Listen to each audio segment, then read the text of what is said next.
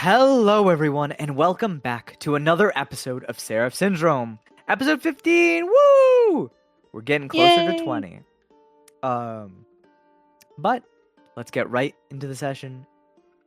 But before that, we have to say hi. Damn, no I'm your DM. introduction? No! I fumble the intro every time now. Okay. My name is Fungi Fisheye or Danny, probably more so Danny, which you'll hear screamed at me, and I'm joined by my two lovely co-hosts. If you guys would like to say hi. You know who I am. Shut the fuck up. You know who I am, Big Papa. Hi, I'm Noelle. I play Stella Starweaver. Why, hello there, my gentle readers. Hi, it's Tiny, and I play Akia Selene. Why'd you get so far away from your mic? Look at that effect.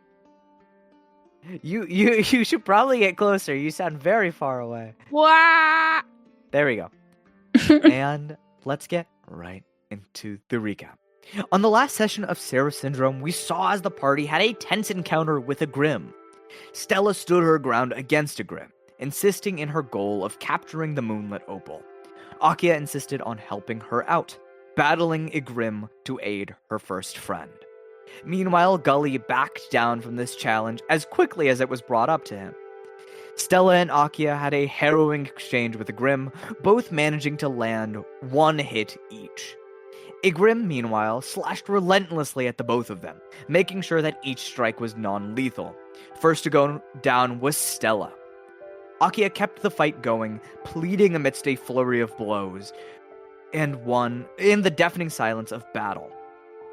However, after one strike too many, she relented to a Grim, and in that moment, heard his voice for the very first time. Gully helped Stella awaken, then aided Akia with her wounds. A Grim gave Stella a chance in capturing the opal stone, but only after he showed her the consequences of her actions. They traveled there together, a Grim clutching a rabbit within his claws on the walk there. He threw the rabbit into the star field, letting all of them witness as this rabbit began to unfurl wildly, slowly getting mutated. Stella persevered in her choice, using a mage hand to retrieve the stone as she once did. She quickly dropped it into the vial and locked it shut. As Lightning expected, Arcana kept its stasis. Soon after the party completed this, they completed the rest of their journey, spending the nights in the field silent. As they now have entered the gutter town of the Grove. Akia split off to go see her family, and Stella meekly followed behind, Igrim and Gully towards HQ. So, I'm guessing we should probably follow Akia first, as you make your way through the gutter town and towards the greenhouse and towards your mom and your sister. As you're walking over there, does Akia have anything in mind? He is thinking of everything that happened, but it's specifically how she would explain to her mom what happened if it ever comes up. She is hoping that it doesn't. She's like she is fidgeting with her fingers, like starting to like peel her finger around her cuticle, and just like you can feel the anxiety starting to bubble up and like a pit in her stomach growing, just muttering, how am I gonna tell her? I don't know. I hope she doesn't ask to see my face, but she might. She's my mother. I'm just muttering and muttering, not knowing how this is gonna go down. As you mutter these things to yourself, as you are getting lost in thought, amidst the crowd, moving through the streets and closer towards the housing district, the pitter of water and the sound of the crowd roars on as you feel isolated in your own thoughts. You move through this crowd, dodging and weaving out of your way as best as you can while you're in thought. And you find yourself at the door to the building.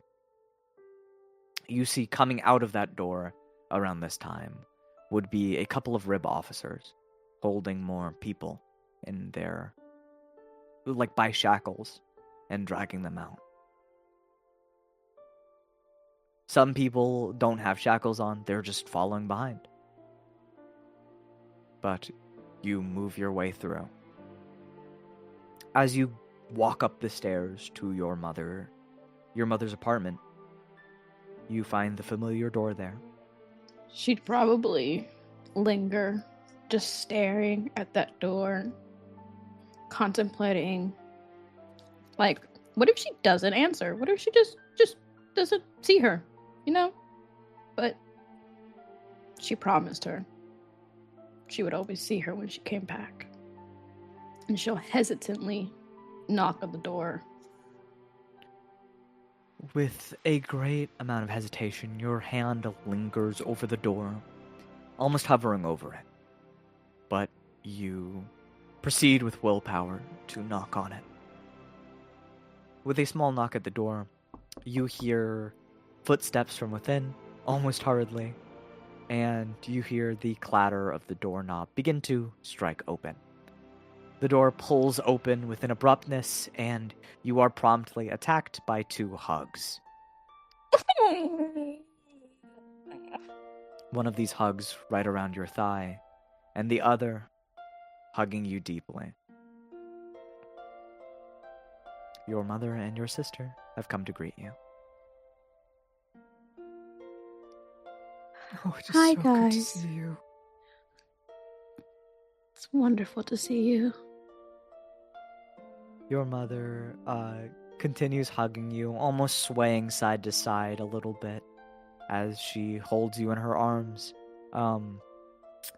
After a bit of a moment, she kind of clings on for a little too long, but Fair. she pulls away and she glides her hands to yours and holds your hand.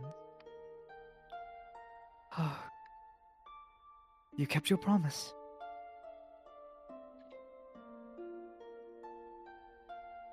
She hesitates a little bit, thinking about how she technically didn't, but did. Just, of course. I'd always say I'd come back. As I knew you would. I was praying for you the whole time. Come, let's have a drink and sit and you can tell us your stories. Yeah, of course. You walk inside and you come to sit at the familiar table that you guys sat at last time, now with 3 chairs. And you see, as your sister takes a seat next to you, if you sit down. Yeah, she would. You sit down and your sister just looks up at you over the table. You hear some clattering in the kitchen as your mom begins to brew up some tea. And your sister looks at you and goes, "Where's the bowl?"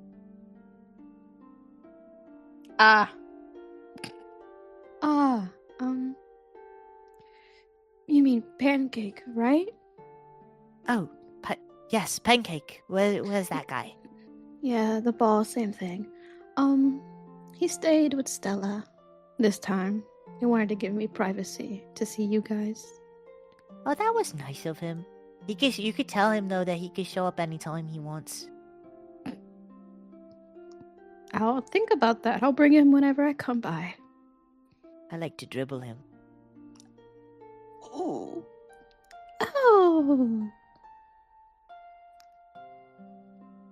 Your You're sister the only kind one of... that has power. You're the only I'm one that has strong. power over him. Very, very strong. She kicks her feet while holding the sides of the chair, talking to you. So, Flashbacks. I guess we should wait for Mom before you tell us everything, but I hope everything was alright. She lingers a half a second longer and just goes, "Yeah, if everything went well." By the way, sis, why are you closing one of your eyes, funny? What? Yeah. What? You're closing one of your eyes, funny. Fuck! No, I'm not. Yeah. Are you? No. No, you are. Shh.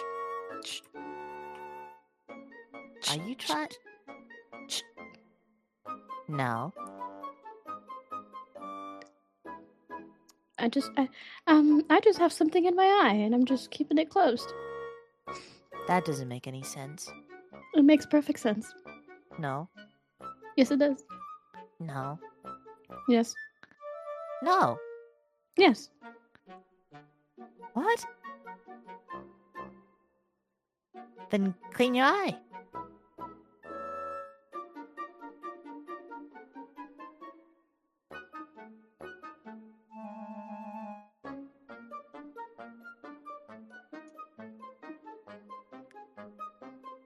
You're being weird.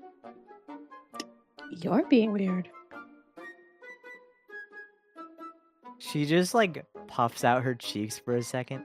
I'm gonna tell Mom. Oh, that little snitch. Fuck.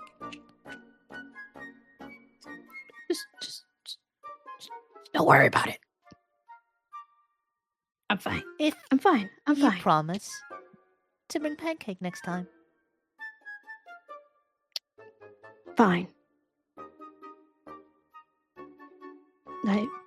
I will. I will bring pancake. All right. I'll just say you got something in your eye and you can't get it out yet. She just sighs. And just goes, thank you. She looks super pompous right now. She's like puffing out her chest. God damn these fuck ass kids being smart as hell. Damn it! I think kids just don't have a filter. They don't. But like, why are you looking at my eye so intently? God damn! You see as your mom, you hear the clattering of porcelain as your mother brings around 2 small plates with teacups. And she puts one in front of you.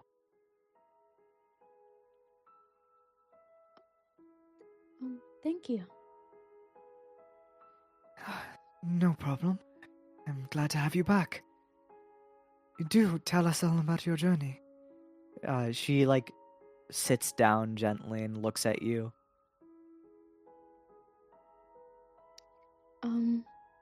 Well, we have. Well, in our journey, we are a team of 3. You've met Stella, and we have another member. His name is Igrim. Oh, He's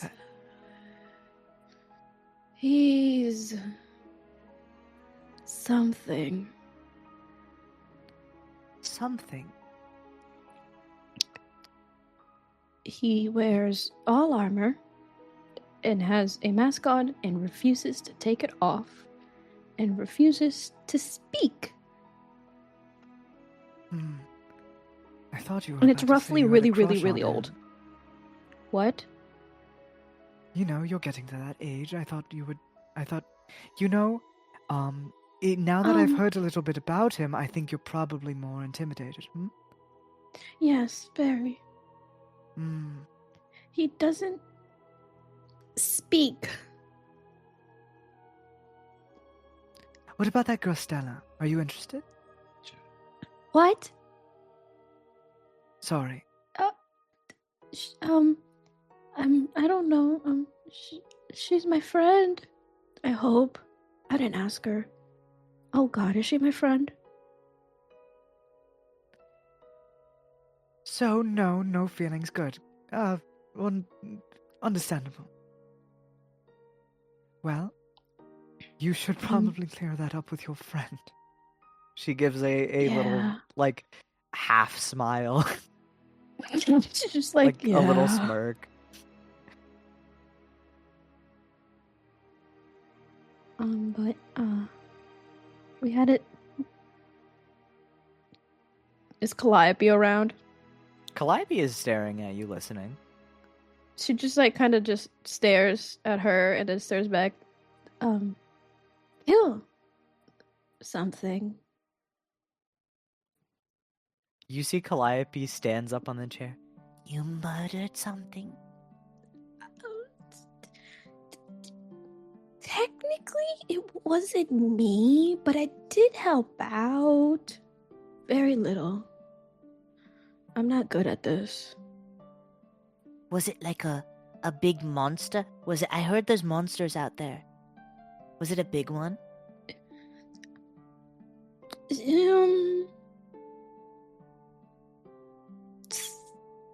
Yeah.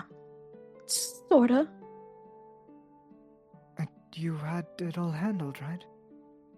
You seem okay, so I don't need to worry too much.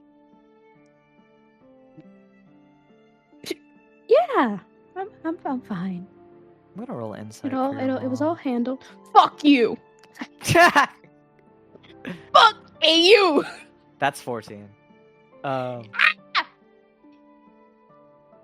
It seems like you have something else on your mind. I will, depending on what you want to do, I will No. let you roll persuasion or deception. And the DC is going to be 14, because your mom rolled that. Monster we had to kill was hard.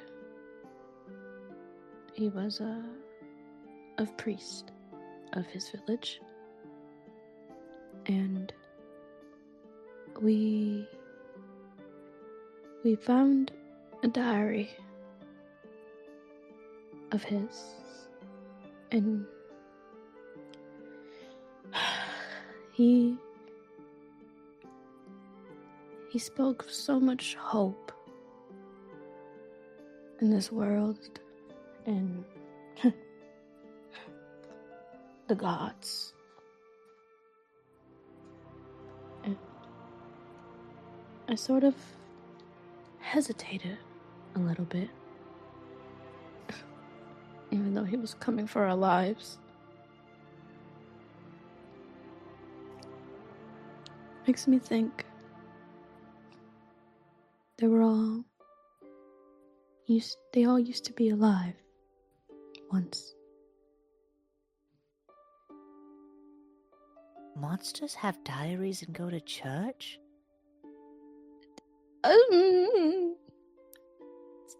You see your Some. mom. Your mom's eyes just go wide.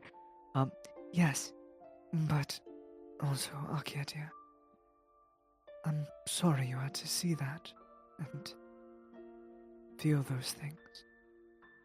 But And she reaches over to touch your hand. I'm glad you hesitated. Because under that monster, there are people. There really are. And people need faith. I know you feel torn because of what we've been through.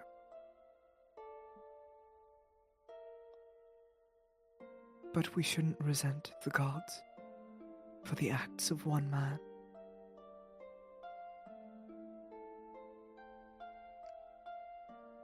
She kind of looks down at her hands as she's holding them. You can see her linger a little bit, knowing that she has so much resentment to the gods, but doesn't want to burden her mom with it.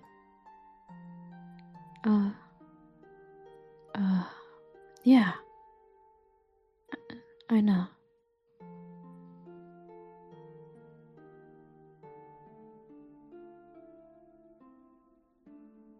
Well, either way, honey.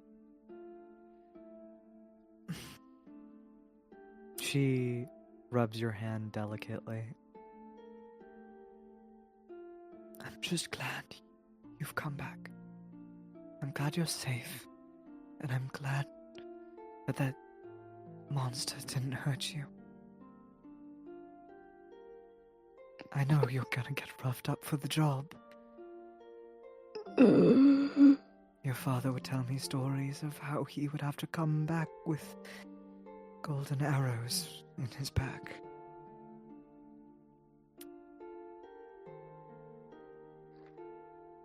And she clenches your hand a little bit. No matter how many golden arrows get lodged in you, Ooh. those monsters with their spears and swords, Ooh. when you come back to our home, we'll have you rest for a while, and I will brew up this tea any time you want.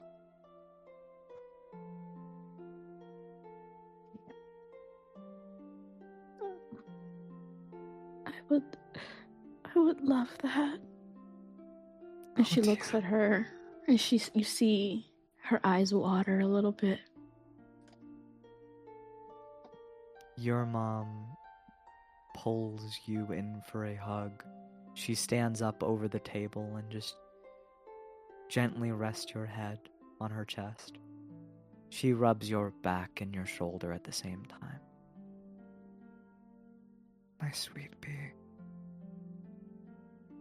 My dandelion.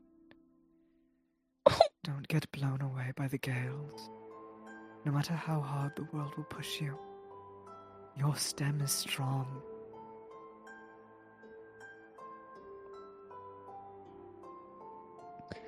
I need that as a tattoo. Damn.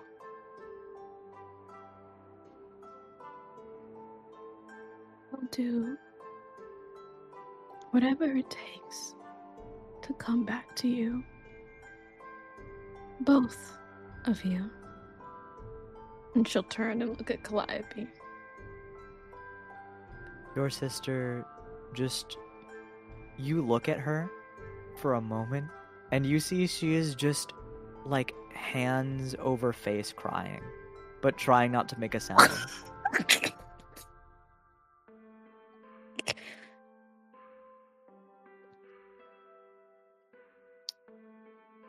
You can't keep making me cry every time you come over.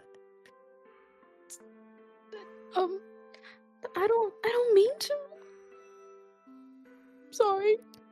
You see your sister crawls on the table, and you see your mom goes to scold her for a second, but just lets it pass. And she hugs both of her daughters. Crawls hugging- under the table. Yeah, she crawls onto the table right in front of you. She hugs the both of you. Since you made me cry, we're going to go play a game now. Oh, of course, yeah. What game? You will repent with a game of hopscotch. Oh, okay. Yeah. She was worried a little bit what the game was. She was like, what is she gonna make me do? Your sister, Kids are evil. takes you... Kids are evil. She takes you out of the house. Your mother, sits in... Your mother comes along, just slowly, unlike Calliope, who is dashing. She treads down the stairs of this building and weaves through the pipes and takes you to the ground level. And in the middle of the street, you see that there are children playing these games, drawn with rock that they found carved into the floor in front of these spilling fountains and the decorative plants that line the area overgrowing. You see your sister drags you over to the hopscotch area. Your mom sits on the stoop, and your sister tries to show you how to play the game. Mm-hmm. You see, there is a burly man currently taking up the hopscotch area right now. Oh. Yeah, there's a burly man playing hopscotch with the children nearby that have been here. Oh. You see as he claps and plays hopscotch with them, lifting the kids up with like one hand. And all of the kids are laughing and joyously playing with him. And you see as this man with the green hood gets pulled off of him. And you see a human man with a strong face, very strong facial features. His nose is wide and leads to a reddened bulb at the end. A disheveled beard covers over his chin and crosses over his lips. He is broad-built and has a messy hairstyle, parted at the forehead, leading to a ponytail that's straight down his back. One of his eyes are seraphic and has a crack running down his chin. He plays with the children jovially, and you hear your mother go, "Oh, Arteno." And you see Arteno go, Oh, hello. "It is..." And his eyes trail to see you, Akia. You must be the daughter of the lovely lady that I've been communing with. Yeah. I'm Akia. Nice to meet you. Akia, a pleasure. My name is Ateno, as your mother has said. Lytia has told me all about you.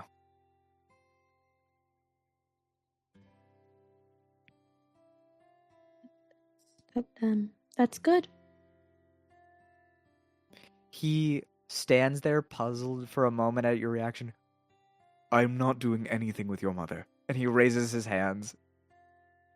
I didn't no, I didn't mean, I'm not the best at talking with people. I'm sorry. Ah, social awkwardness. We've all been there. Oh. Don't worry. I might be a bit of a strong person to interact with at first, but it is a pleasure to meet you. And he gives a hearty smile. It's a pleasure as well. She kind of just like bows her head a little bit, just like. He does a very courteous bow back, almost one that looks a little too proper for your liking. Oh, hey, Your Majesty. And I'll show you what this guy looks like. Give me 1 second. Yeah. Please, I'm not doing anything with your mother. No. Insane. It's just awkward. Please, it's just awkward. Here, this is what he looks like. Let me see. Do I have? Yeah, so Oh, he's cute. I'm gonna eat him. You see as Arteno just pats you on the shoulder. One day you'll get better at conversation. It takes a lot of practice. Much more than I was ready for. But if you want to speak to people, and in public and out loud a lot, it's good to do.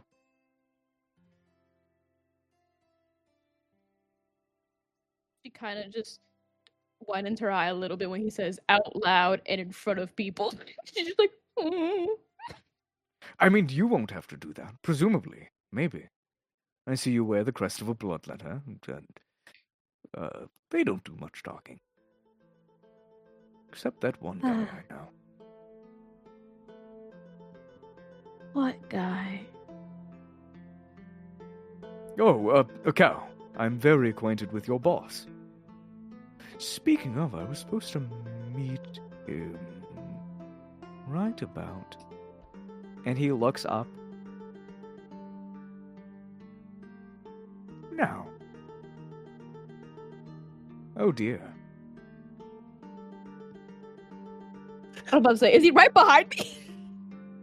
No, you see as Arteno just puts a finger to his lip and taps it. Our meeting's gonna be postponed. Well, would you like to learn some hopscotch? Your sister is one of the best. Really? And she just turns to her.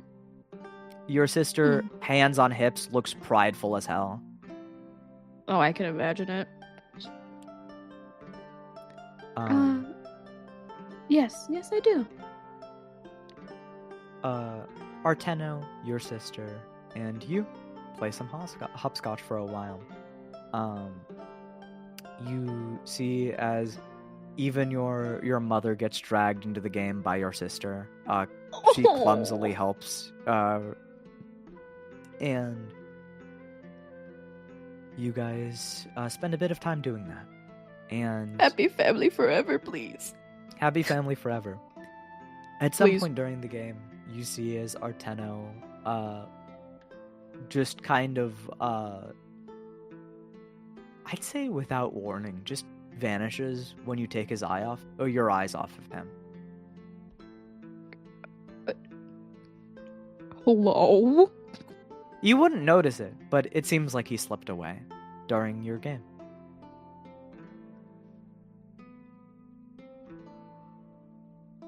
And She would not notice. Yeah. Yeah, probably not. You're focused on your sister, who is currently probably. You know what? Roll me a dexterity check. Oh. I was really like, That was yay, almost he's a not nat making. 20. I was about to say, oh my god, yay, he isn't making me roll to see how good I. Damn it. Spoken into existence. Fuck. Oh, I got a 3. Yeah, your sister isn't even wiping the floor with the rest of the people around, but you're somehow getting stomped on by her. She is playing this much more efficiently. Your mother, on the other hand, has taken the crown. You go, mama. But as this family scene unfolds, we are going to pan over to the other party members. Stella, as you are following Igrim meekly and Gully, are you following them fully? I think so. I think I wouldn't really know what to do with myself, really. I'm just kind of looking at the capsule with this opal inside as we walk. As you stare at the opal, looking deeply into that multicolored array that seems to warble and glow, you see as the lightning touches it, brief moments as the sparks make connections with the rock, you see as the electricity does change hue. You can guess that this rock contaminates fast. But you continue moving, following along behind them. Igrim moves through the base swiftly. People wave at him, but he just kind of walks past them silently. And he moves towards the double doors, heading straight to Akia. I think I'm just. I'm kind of following behind from a distance. I feel like every time I see the lightning change hue, my heart drops for a second, but then I feel relief, and then my heart drops again, and then I feel relief. You are experiencing this array of just panic and then relief over and over again. Your heart beats heavy. As you walk through the halls and behind a Grim, and you move into the office with Gully. As you guys walk through, getting into this underdark, beautiful cavern that your boss has built a greenhouse in, you see a cow sitting at his desk, feet up and fully reclined. Oh. Yeah, that sounds about right. He sees a Grim and he goes, "Oh, welcome back. I see that you've completed your mission successfully. Well done." And Gully. My apologies for what happened out there. I feel like we should have warned you more vehemently about the forest. And he kneels down and he gives a proper head down bow to Gully in apology. I'm sorry my negligence resulted in people being lost from your squadron. Your friends.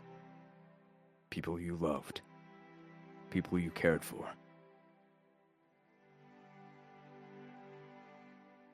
It's all my fault. You see as Gully stares down, his hand quivers, and he clenches it tightly.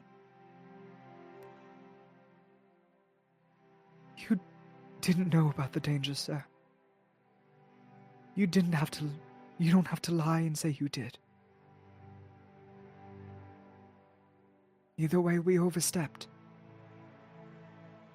We went too deep. It was silent for a while. It was sudden.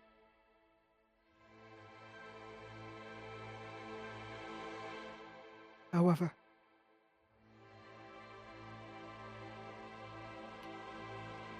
Cow, if you do that again, send another person into an area that they're probably not ready for.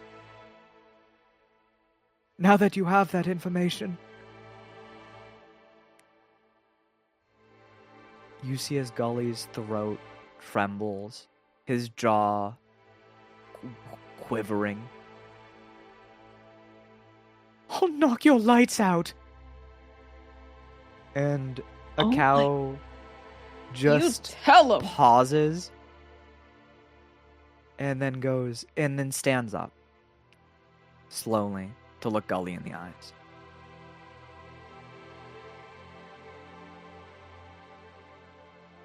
You're gonna be a great leader, Gully. You're going to be a great man, Gulfair. You have my honor. I won't send anyone else near that forest unless I know they're ready.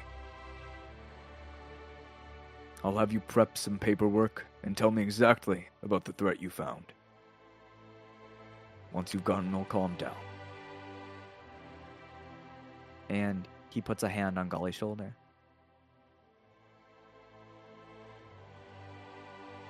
Gully just looks at a cow. I'm gonna pass out. And he walks out. Oh. I just watch Gully as he walks away. My eyes are kind of wide as I feel a sense of admiration. Like, wow. I would not expect anyone to do that, but he did that. That kid's gonna go far. Yes. Yes, he is. I can tell.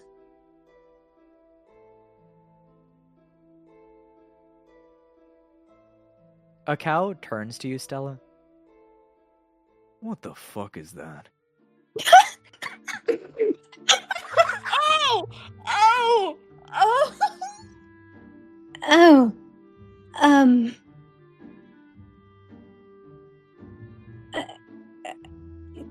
Just something I'm keeping an eye on. It's hurting my eye. Is that... Oh my god. Do I need to leave? I can leave. Yeah, I think that would be great. Okay. It's hell in the dark. I turn back and walk away. You just look so sad walking away. I just speed walk. You hear as, like, a cow turns to a Grim, clasps the armor. You tried to stop it, right? You showed them what it does, right? A cow just You just hear like metal creaking as Igrim gives a nod.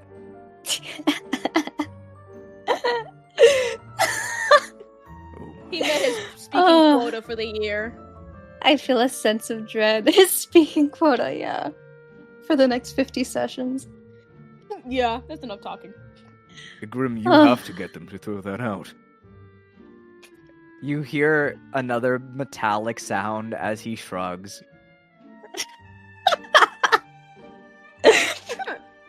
It's like taking care of kids. As that I feel exchange embarrassed. happens, as you walk away through this very long hallway, hearing a cow plead for a Grim to get you to throw it away, Oh god. and the sound Ow. of him getting increasingly more frustrated with the Grim silence. Why did you make it long? You You- bitch. My embarrassment just keeps creeping in even longer. My face is just completely like blue at this point. You break out into the hallway, and you just see groups of bloodletters walking by, moving about their day, as you stand in the midst of a crowd that is completely just moving on its own. Oh boy.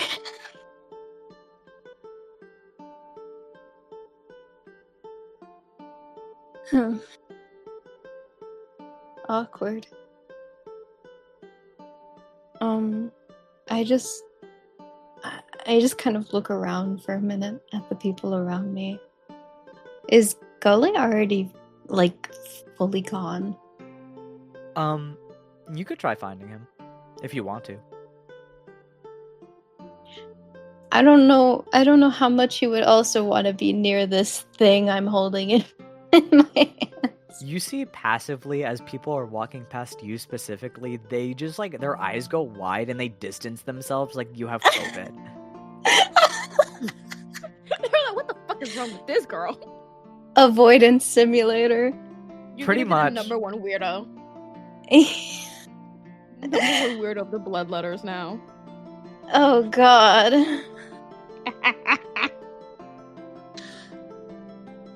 We're gonna be telling each other not to even talk to me. I guess I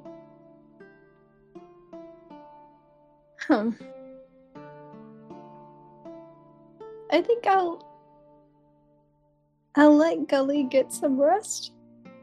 Question mark.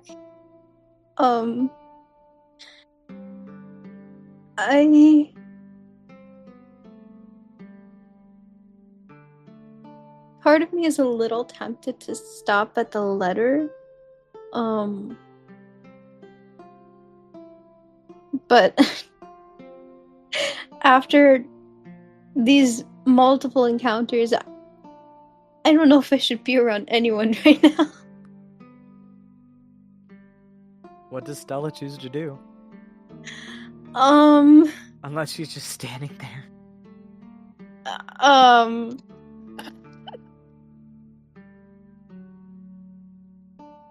I Stand there like the chill guy meme. I'm not a chill guy right now. Oh, definitely not. I guess I'll go take a stop at the letter. All right.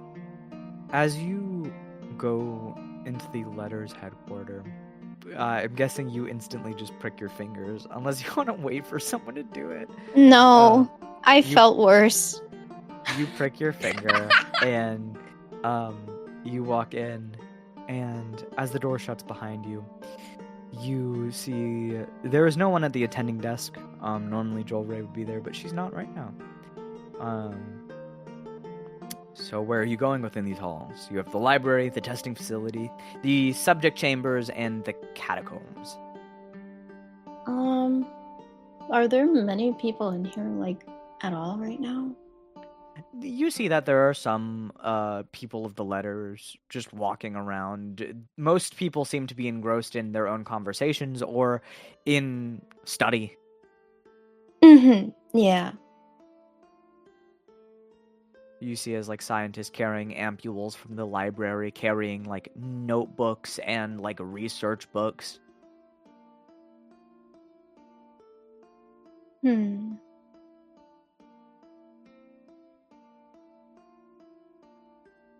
I Are there any like places to sit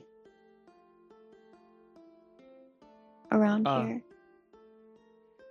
in the like main halls? Yeah, or maybe I could just go to the library. There are some like seating in the main hall, Mm. but there is also probably more in the library. Yeah, I think I'll go towards the library. You walk into the library, and you guys have never been in this chamber before. You see a 3-tiered library holding tomes across every shelf. Various bookends stick out across these shelves, organized meticulously.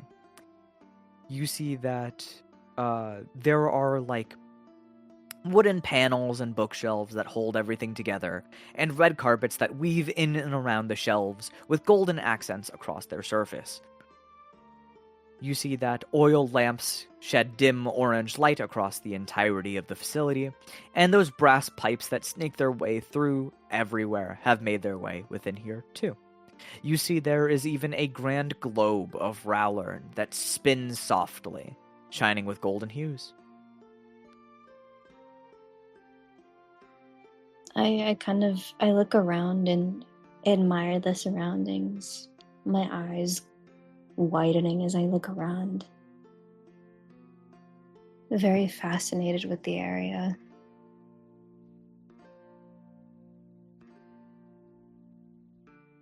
I'm gonna try to just look for a kind of solitary spot. You walk through the library, and you see that there are scientists that are moving in and out, or like people that are studying, moving in and out of this area. Not so much people leaving, but more so people entering. Hmm. You see that there are a lot of tables set up in the center of the room, and there are a lot of people sitting at them. But Mm. a lot of these people are nose deep in books. You also see a Harengon man that is currently like sitting on a little book trolley. It's covered in books, and Mm. he is using a broom to steer himself around the library as he is putting stuff back on the shelf. But I'd say you find a pretty isolated table on the second floor of the library. Okay. I think I go to just sit down and stare at this thing. Stella, you are just currently like eyeing down the crystal, right? Yes. Can you give me a wisdom saving throw? Oh, okay.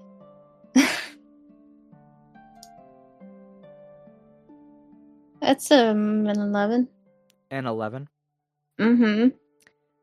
As you look within the crystal, as you stare into it, your eyes affix to the multicolored gemstone.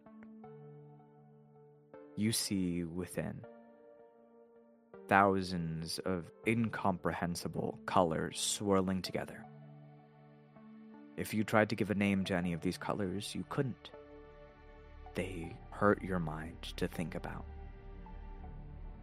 The deeper you peer, the closer you look. Even passively staring at this makes you want to squint and look away.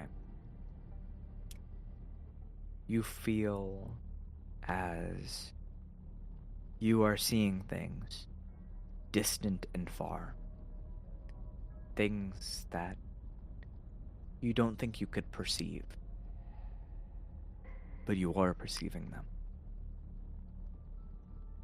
You see, in this mix of swirling colors,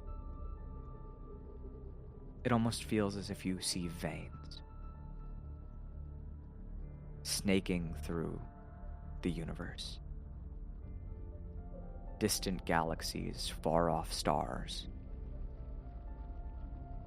veins, tubes running through the world. Your vision is now not even palpable. You can't see your own hands or your reflection within the glass anymore. All you see is the universe. You see distant silhouettes, constellations. You see cosmic radiance and fire.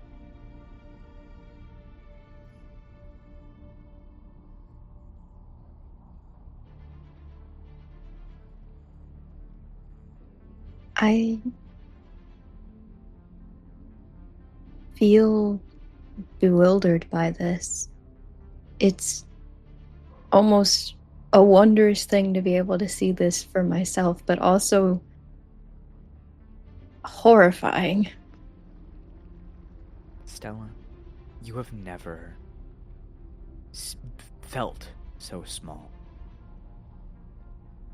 Your body feels like a speck of dust on a distant rock in the midst of an astral ocean, engulfed by an atmosphere of stars, ensnared by a deeper void further beyond even that. You see, reaching out towards you, a hand. As quickly as you see the silhouette amidst cosmic lightning and thunder, a distant far-off silhouette of an arm.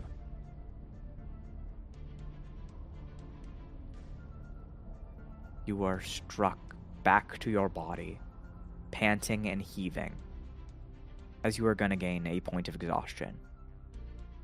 Oh, okay.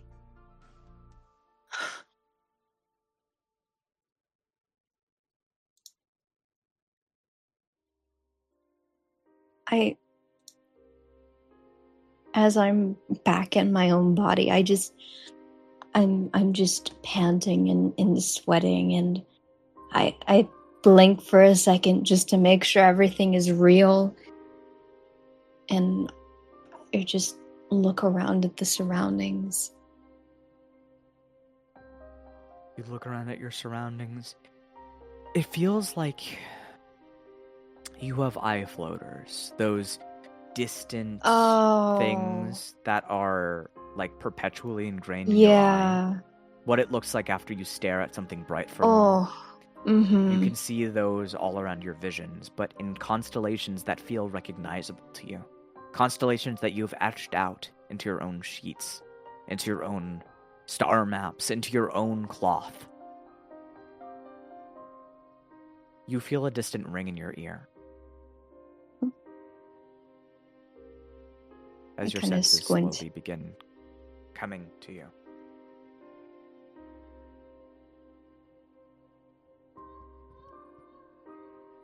I feel like I've just gained something, but also nothing at all.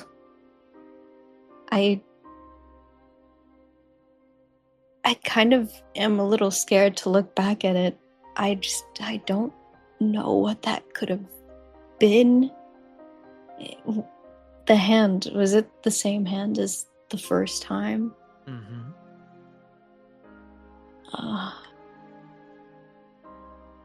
Just reaching from nothing. Reaching from beyond the comprehensible distance.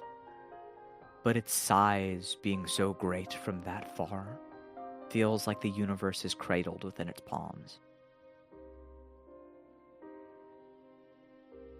I lean back in the chair and I just blink, lost in thought as to what any of that could have been, what it could mean.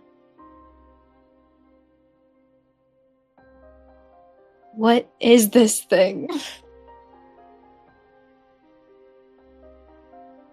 What are you? Do you look back down on it? A little bit, yeah. Fragments of starry glass float around it in the chamber. As you see the lightning, while it is still holding it, and it is still lightning colored, is a little bit further along. You see a small atmosphere of stars within this vial. That wasn't there before. Nope. Alright, I'm going outside. You're going outside? Yep, that's weird. That's new and unusual. That's weird. Yes, it is very weird and unusual. I just feel a sense of dread, and I'm just quickly getting up and leaving. You stand up from your chair and you begin to rush down the stairs, moving through the building. You're going to be weaving through a crowd. How fast are you going? I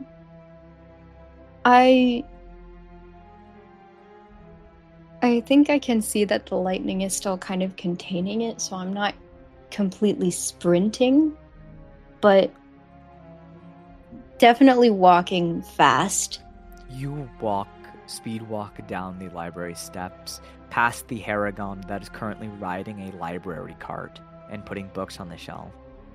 You speed walk to the entrance of the dorm. You see Joel Ray walking in as you are walking out. And Joel Ray goes, Oh, I see that you've gotten what you looked for. I kind of stop in my place for a second, and I just go, yes, I did. You don't seem very pleased about getting that. Isn't that what you've been working for? It is, but it's a little frightening. She looks down at it. Phenomenal. Creating a nebula within the glass. How intriguing. It wasn't doing this before. So it's augmenting things around it, even now? It seems like it, yes. I don't know if this is an imminent issue, but it's a new development. How long have you had it?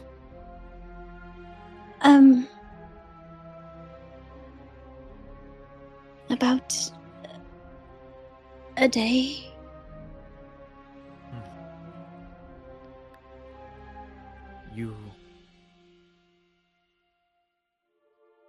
You can make the choice. I'm assuming the way you're running, or walking fast, you intend to throw it away.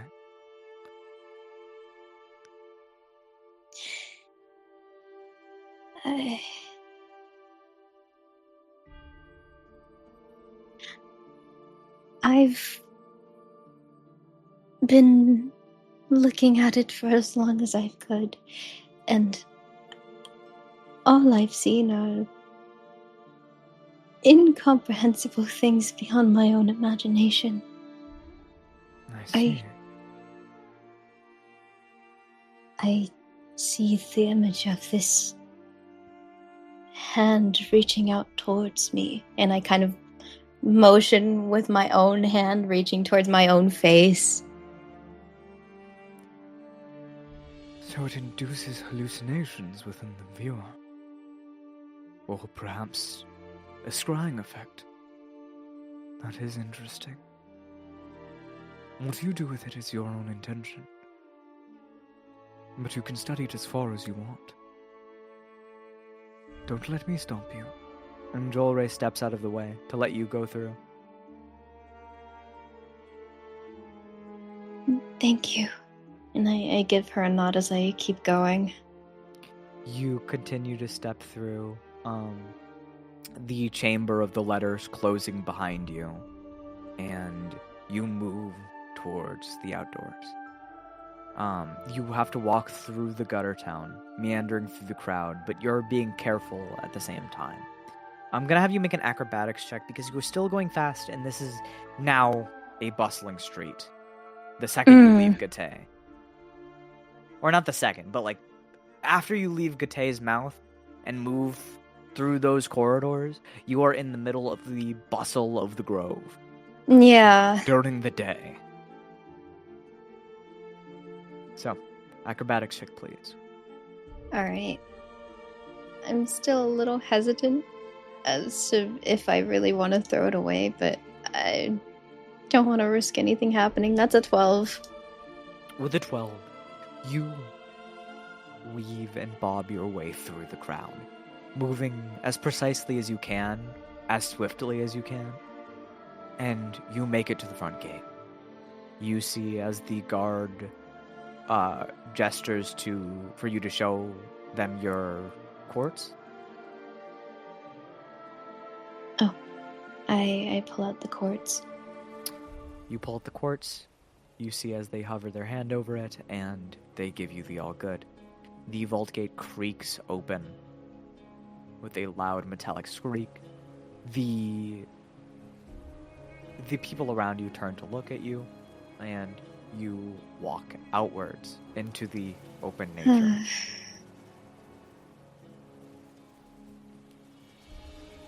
As you step out into fresh air, wind blows your way.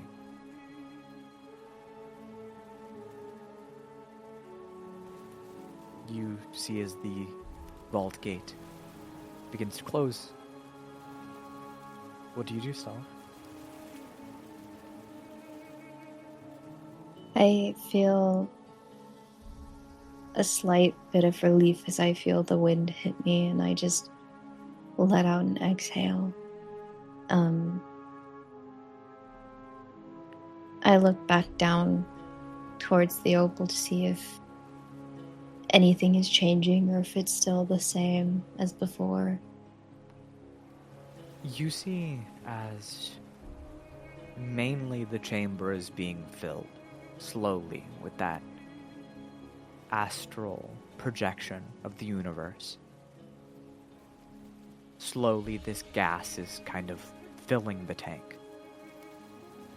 But the lightning seems normal for the most part.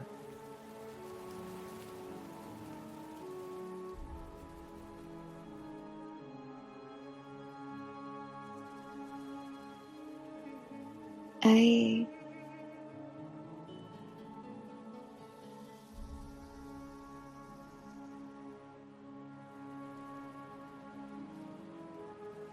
feel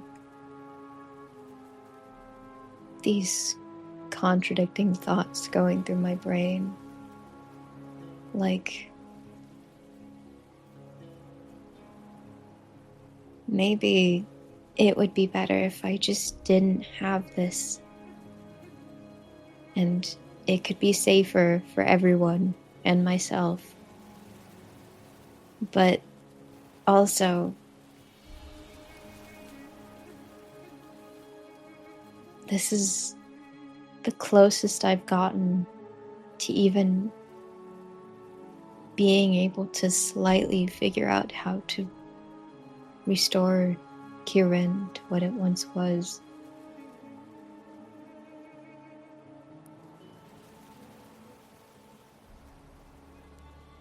As you are holding what you consider to be the fate of your homeland within your hand, the fate of everything that your family has been fighting for, those feelings fight within you to let this go because it's dangerous, or to keep it, to study it, to save what plagues everyone you've known and loved and grew up with, from the moment they are born to the moment they are seraphized. Within this chamber holds perhaps the secrets to salvation, or what will lead you to falling forever. As you ponder this, what do you choose to do?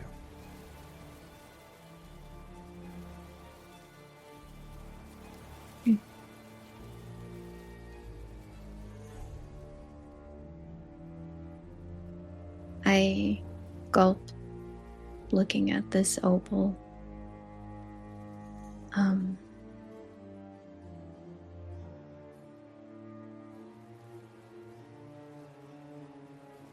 No one knows truly the depths of the Star-Kissed. At least as far as I've seen. And it seems like I have been the only person stupid enough to do what I'm doing right now.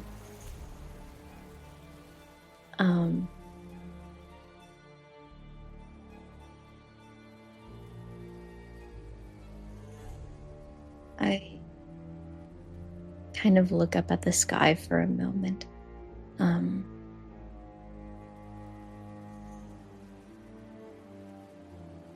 And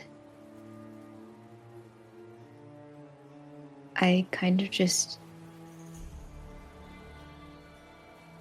assure to myself that this is what I fought for, and it's probably too early to give up on it now.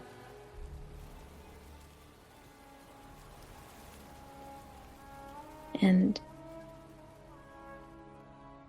I look back down at it and see the lightning, and I go to turn around and head back in. As you go to turn back in, you see as the gate opens by itself, without you having to prod for entry. With a mechanical whir and puffs of steam expelling from the bottom and the corners of this door, you see as it twists open and pulls to the side again with a creak.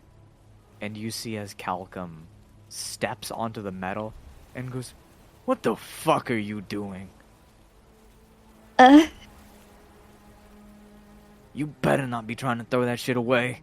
And he jumps down, and you see as he slams onto the rocks right in front of the vault entry, and he skids down, landing into the grass next to you.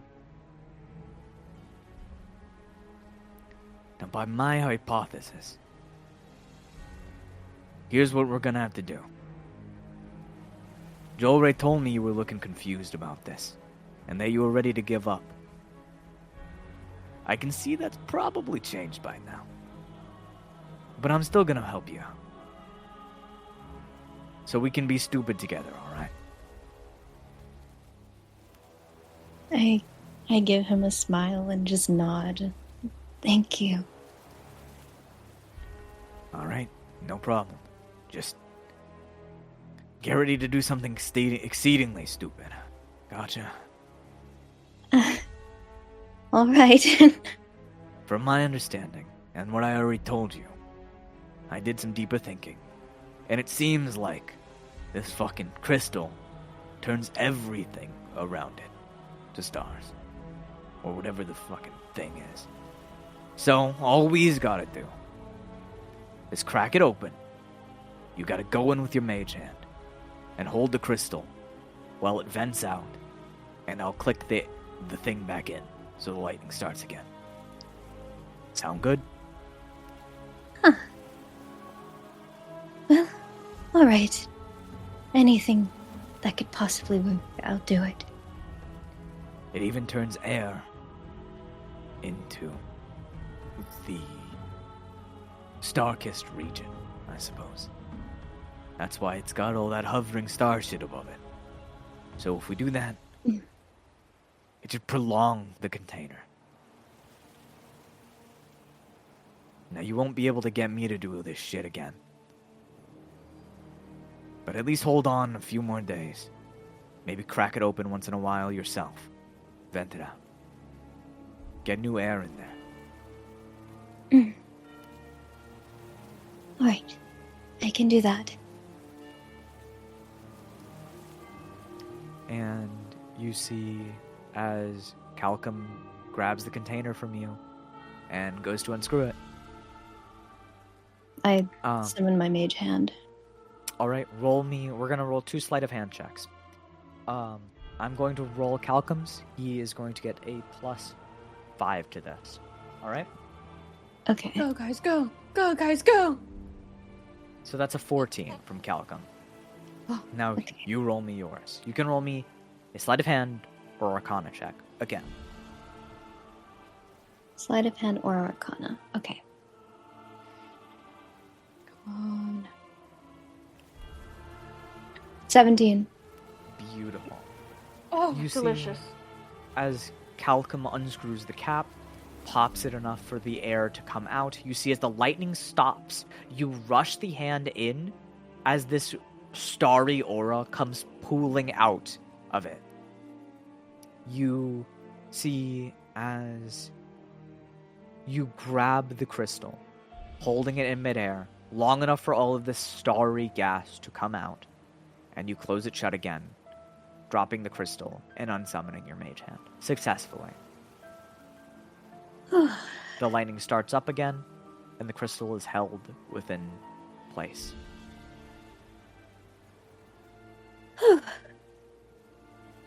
All right.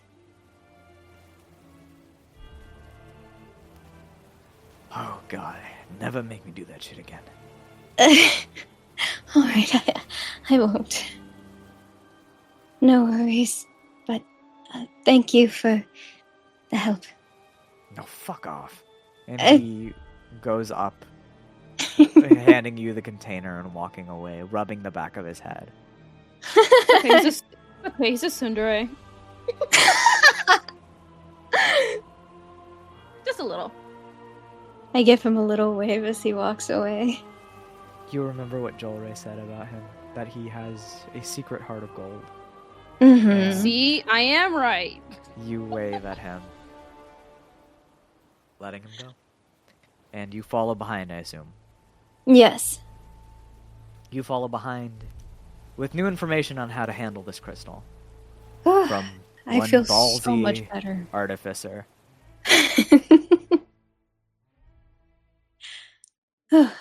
Okay. You hear him muttering to himself, I hope I didn't catch space disease.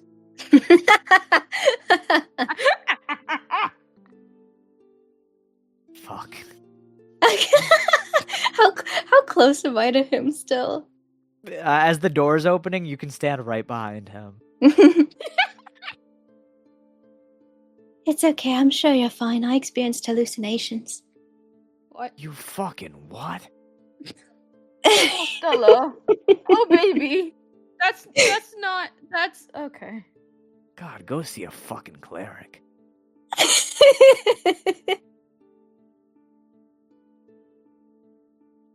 You see as Calcum kind of steps in. He's doing the Doflamingo walk with his hands in his pockets as he walks down the street. And you see instead of going directly to the Bloodletter base, he just goes into a tavern. Okay, you know what? Fair Me enough, too. man.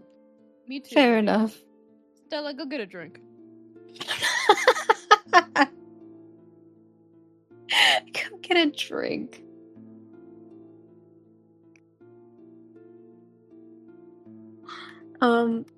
Yeah, I'm gonna head back to the base.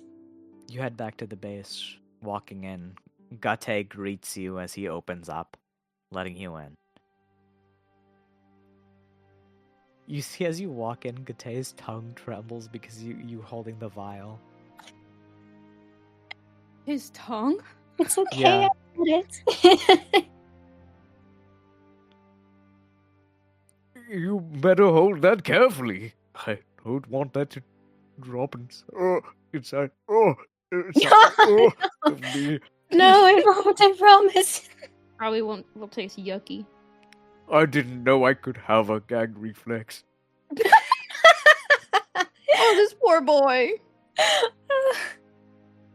You walk in, and Gate shuts behind him. A few other bloodletters have Gate open, and they walk out at the same time. But where are you going? Hmm. Hmm.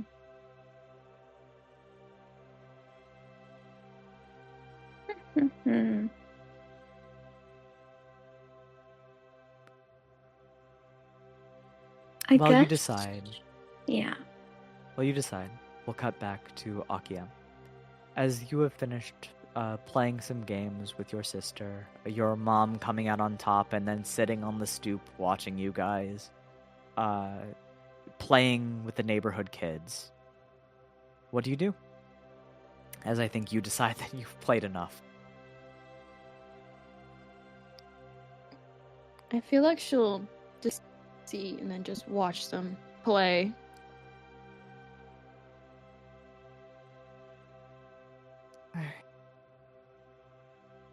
I wish you could have grown up in a place like this. I feel kind of stupid now, in hindsight. Seeing your sister out here, socializing, like a normal kid.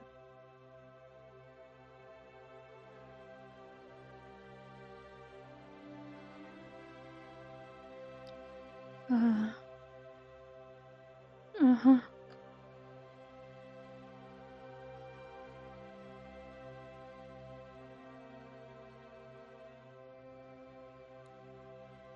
And she'll just keep staring. You and your mother stare out at the kids playing. I'd say, how long are you staying around and just chilling with your family as they play? I feel like she'll stay for like maybe give or take like maybe 30 more minutes just to enjoy the peace and just enjoy their presence before she has to go back to hell. You watch as these kids just play various street games that they have managed to play. You see as they play dodgeball in the middle of the street, and your sister slams people in the face with a ball. Clearly not holding back anything. And you see as That's my girl. they even That's my break girl. a few pots. Oh, that's not my girl. And they just kind of panic and try to find a solution for that, ending up dumping the remains of the plant in one of the nearby like I guess, what are they called, like gardening pens. They're just these wooden pens that are built on the side of buildings to let people garden. They just dump a flower in there and kind of kick the shards to the side. After 15 minutes, you see as a group of people in white tunics lined with like bronze thread. They have the symbol of a house crested on their backs. You see they come through and question people. One of them comes up to you. Excuse me, sorry to bother you. Have you seen Lord Ateno?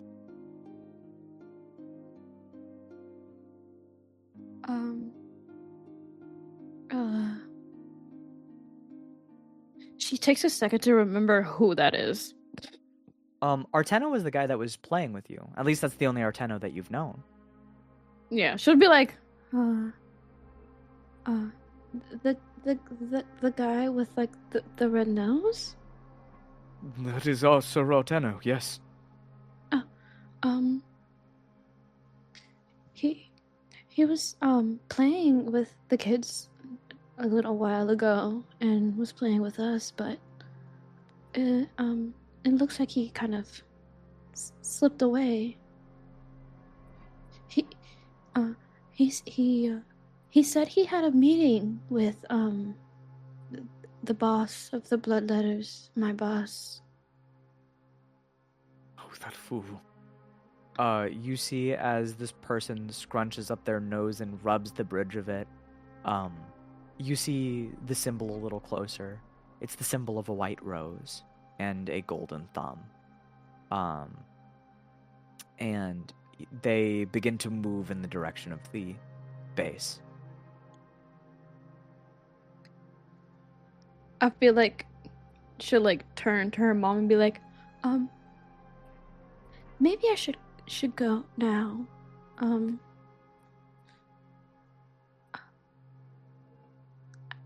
All right, and I promise I'll come back. And I'll be waiting. Enjoy your travels. And she gives you a hug. She'll hug back. And as she's kind of like walking away, she'll just go, I won't enjoy it. Your sister, with wet feet, runs up to you and just hugs you tightly before you go. Oh.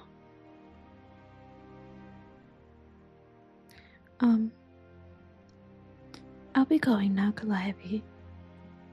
I All promise right. I'll come back You better. with And the next ball. time, with the ball. Yeah. I'll bring pancake. All right. And next time, you have to tell me what happened with your eye. Gosh darn these goddamn fucking kids.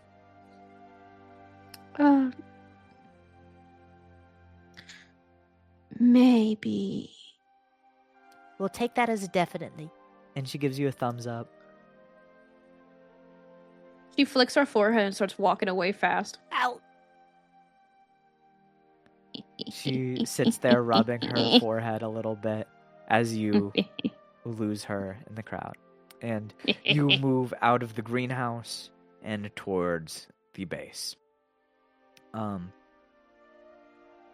Akia, you move over to the Bloodletter base, and you see that those people in the white garb are now standing in the staircase leading down to Gate, and Gate is not opening. You see as the guy who was questioning you goes, You have to let us in. We can't let Lord Orseno make that pilgrimage. It doesn't matter who he's accompanied by. He can't. We have duties here. and Gate goes, Mm-mm. No. Nope. Akia's just like,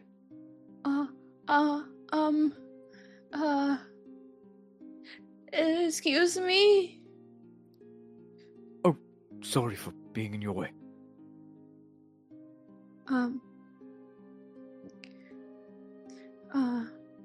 Are you still looking for your boss? Well, now we know where he is, so we should find him promptly. If this gate lets us in. Well, Gate only lets in members of the Bloodletters, so he probably won't let you in. But if he could let our master in, then we should be able to follow in as well. Gate goes, Mm-mm. Well, No, he has permission. yeah, I'm pretty sure a cow probably told Gate he was allowed in. Yeah. Be gone. But, if she kind of just hesitantly looks and goes, I can look for him if you want. I'm allowed in. If you can deliver him this message, please tell him not to go. We'll be waiting by the front gate.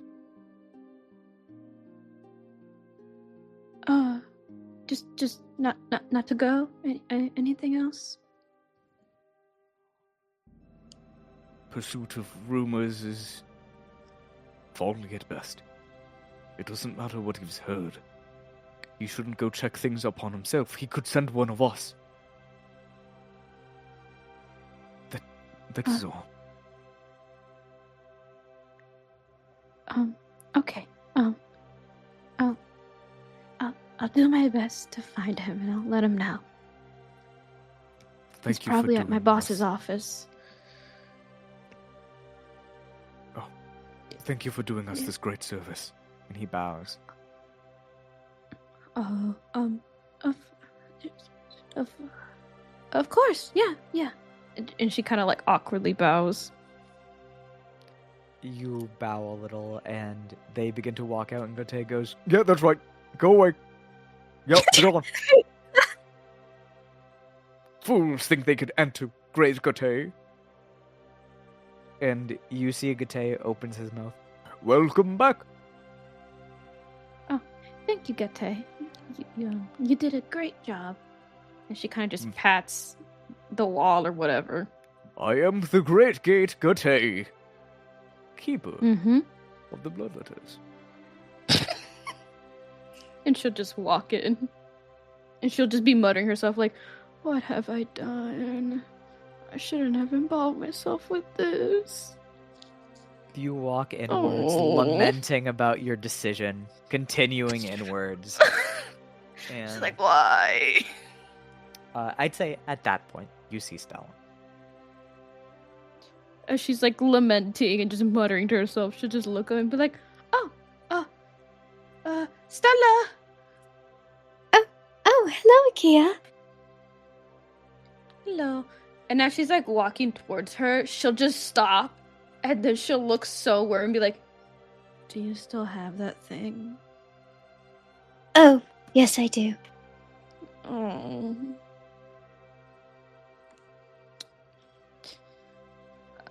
Has it done anything? Kind of, and I almost contemplated throwing it away, but, then I was given reason not to. Oh. I guess that's okay. Sorry. No, it's fine. You might have a good reason why. Gote opens again, and you see Calcum walking in with a cup of ale. Not that good of a reason. And he walks past you guys. Oh, I think it's Isn't a pretty that- good reason. isn't that the guy that yells a lot? Yes, he actually helped me figure something out to make it more secure. And that guy has a name. It's Calcum. Oh. Oh. He's actually really nice. Oh, shut up! And he opens the door, and you see people who are waiting by the letter funnel in. I love him so much. Give him to me. I'll eat him. I'll eat him right up. Real. What? What? But how did it go with your family?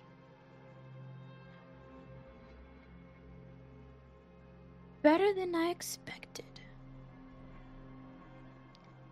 They didn't notice my eye, except my sister. Ah. Well, that's good For now. for now. She did miss Pancake, or as she likes to call him, the ball. Oh, the ball. She has tamed him. Tamed him? How so? I know. She uses him as a toy, and he just lets it happen and doesn't do any type of chaos. I don't know how she does it. What? You guys look over at Pancake, and he's just doing he's flattened against the floor, and he goes, "Peh."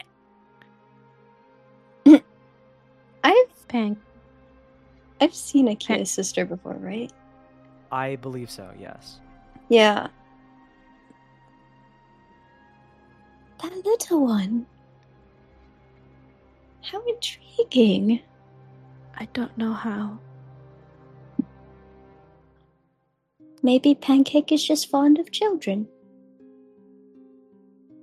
Pet. Or He fears her. Peh. Yep. Ah. Knew it. She is scary. She can be very scary. She Akia, you capable shiver of- knowing that she threatened you today. Literally. I'm just so And how she confused. caught on to my face so quickly.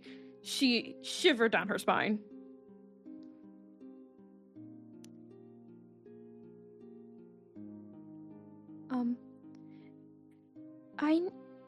I need to go to the boss's office because I need to find a guy. Oh, I forgot his name again. He has a red nose, and he has some like white streaks in his hair. Have you seen him? Possibly. I tap my chin and I think back. You can make me a history check. Okay. History. A 23? Holy shit! Oh, A 23? Briefly, when you were Yes! walking, when you were running out of the, or speed walking out of the Bloodletter's base, you nearly bumped into him, but you swiftly avoided him. Oh. Yeah, I think I almost bumped into someone like that when I was walking out of the headquarters. Oh, well, I'm trying to find that guy and deliver to him from his, groupies? Henchmen? I don't know. They Henchmen? called him boss. So, they know him. Oh. Well,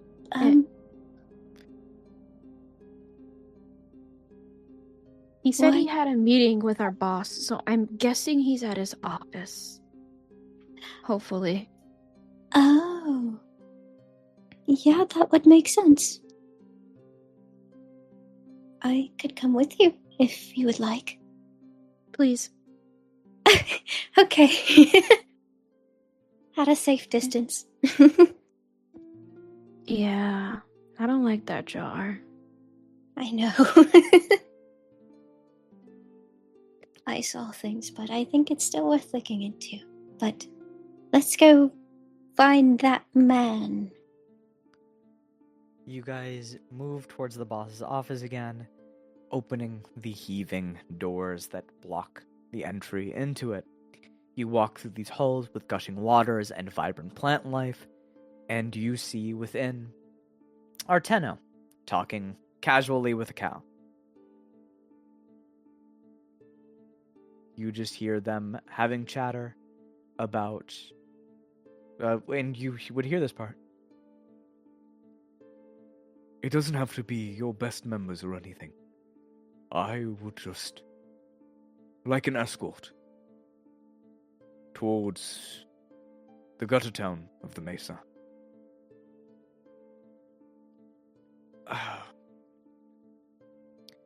Well, we have a lot of people right now, but they're all doing their own individual missions. We've had some that are freed up, but they have their own complications, I would say. And he looks over his desk at Stella, holding the I jar. cover the part with the opal with my hands. I give him a smile.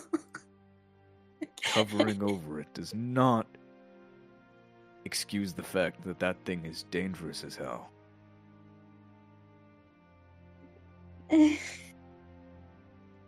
Yeah, I don't like the thing either. And she'll just like give a side eye. Can you not shove that thing in a bag or something? At least so I can't see it.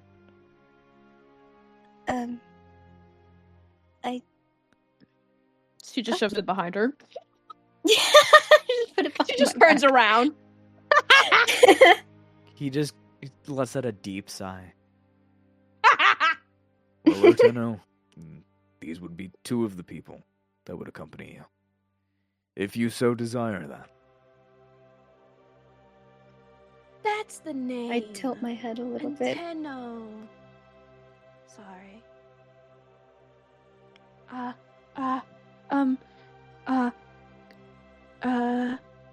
Don't go. Yeah. No, that wasn't it. Your groupies? Henchmen? I don't know.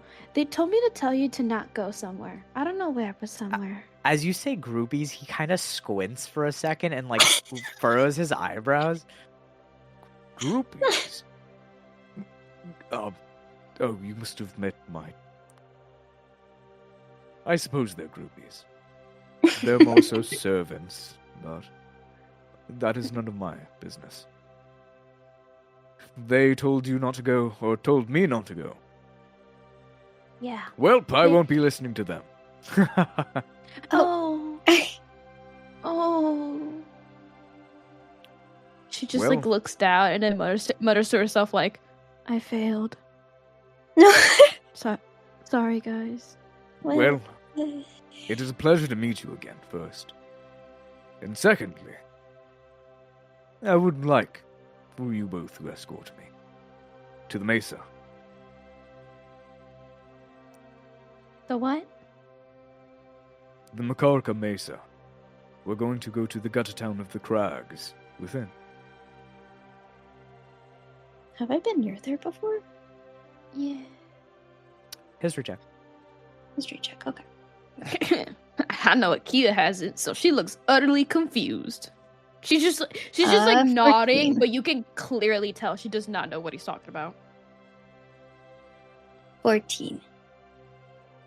14. Ooh. Stella, Not bad. you would have been near there, but the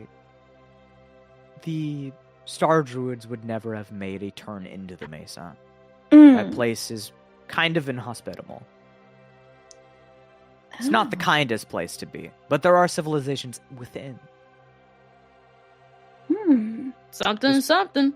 Avoidance for the Star Druids. Oh. Oh. You were actually close by to that. When Arcos pulled you away.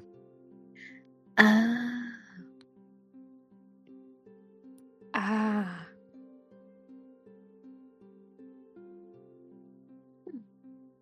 That place is quite dangerous, isn't it? I suppose so, but I have business there, and I could help to have some help.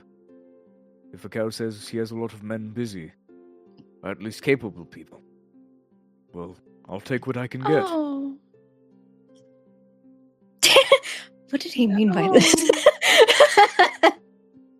Akia just looks down and she goes, he's not wrong. He's not wrong.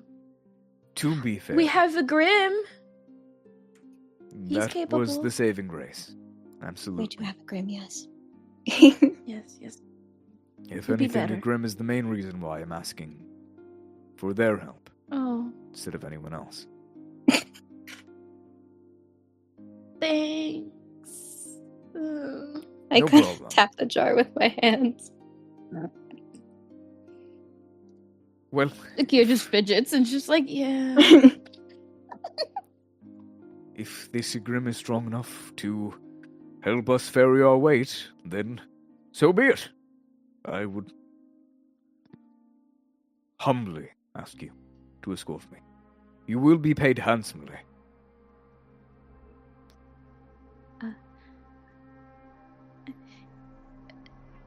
I don't mind helping since I can't convince you to not go. Are you sure you don't want to go? Or did you mean to ask if I was sure I didn't want to go? Yeah. Well, He scratches his chin. I must see what the rumors are firsthand. Damn it. It is important for me. I would never send my men for a job meant for me. Makes sense. That sounds fair. Besides, the people of under my court, they are not capable of fighting. As well as I assume you bloodletters are. So I decided to come for the best help I could. Well, I do believe we could help you, right, Akia? Maybe mostly Grim.